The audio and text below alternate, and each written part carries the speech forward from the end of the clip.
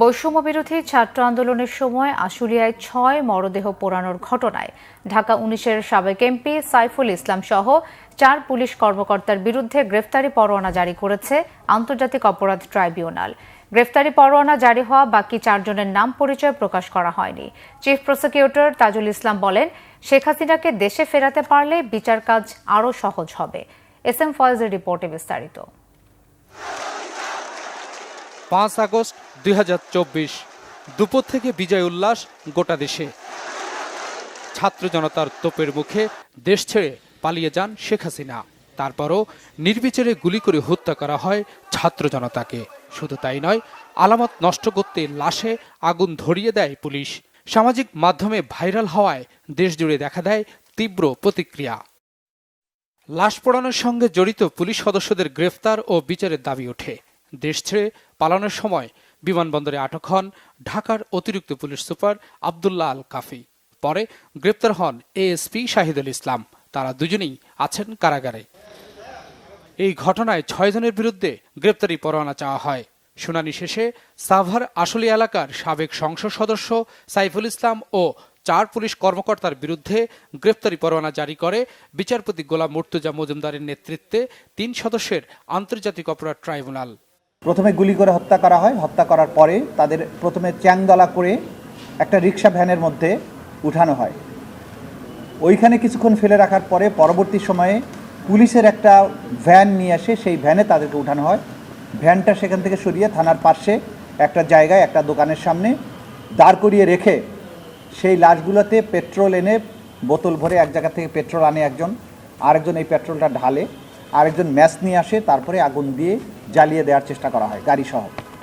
তাদের এই জ্বালিয়ে দেওয়ার চেষ্টা করার উদ্দেশ্য ছিল যাতে করে মানুষ বুঝতে না পারে যে এদেরকে কে হত্যা করেছে।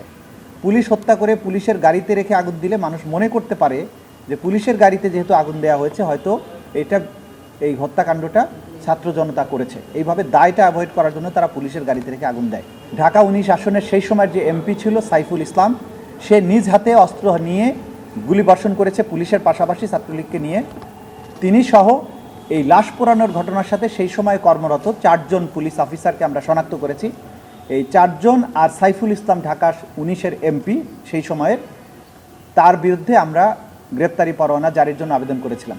আদালত গ্রেপ্তারি পরোয়ানা জারি করেছেন আজকে, বলেছেন ইমিডিয়েটলি তাদেরকে অ্যারেস্ট করে আদালতে সোপর্দ করার জন্য। নামটা আমরা যেহেতু এই অতীতের অভিজ্ঞতা থেকে নাম বলা মাত্র পালিয়ে গেছে, সেজন্য আমরা এই মুহূর্তে বলছি না। এটা আমরা যথাযথভাবে সরকারের আইনশৃঙ্খলা বাহিনীর যে ঊর্ধ্বতন মহল, যারা গ্রেপ্তারটাকে এনশিওর করেন, যারা গ্রেপ্তারটা করেন আসলে, তাদেরকে আমরা জানিয়ে দিয়েছি যাতে করে তারা এই গ্রেপ্তারটা সুষ্ঠুভাবে করতে পারে পালিয়ে যাওয়ার আগে। তাজুল ইসলাম জানান, শেখ হাসিনাকে ফিরিয়ে আনার চেষ্টা চলছে। ছাত্র জনতার মধ্যে সবার মধ্যে আমাদের ব্যাপারে যাতে কোনো অনাস্থা তৈরি না হয়, আমরা ব্যাপক হারে গ্রেপ্তারি পরোয়ানা জারি করছি না।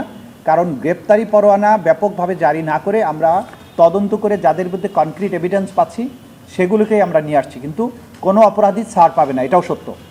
আর বিভিন্ন থানাগুলোতে গোটা বাংলাদেশ জুড়ে যে সমস্ত থানায় মামলাগুলো করেছেন ভিকটিম পরিবার, আমরা আইনশৃঙ্খলা রক্ষাকারী বাহিনী এবং সরকারের পক্ষ থেকে যে নির্দেশনা, আমরা সরকারের পক্ষ থেকে যে মতামত জানতে পেরেছি যে এই মামলাগুলোর কিন্তু তদন্ত অব্যাহত থাকবে।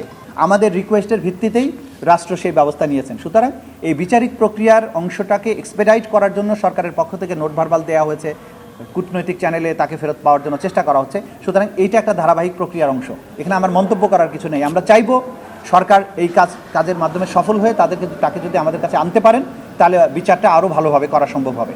সুতরাং রাষ্ট্র এবং আমরা আলাদা কোনো বিষয় না, রাষ্ট্রের পক্ষ থেকে যেটা করা হয়েছে এটা আমাদের পক্ষ থেকে রিকোয়েস্টের মাধ্যমেই করা হয়েছে। মামলার পরবর্তী শুনানি আগামী ২৬ জানুয়ারি। S M Faiz, Bangla Vision, Dhaka.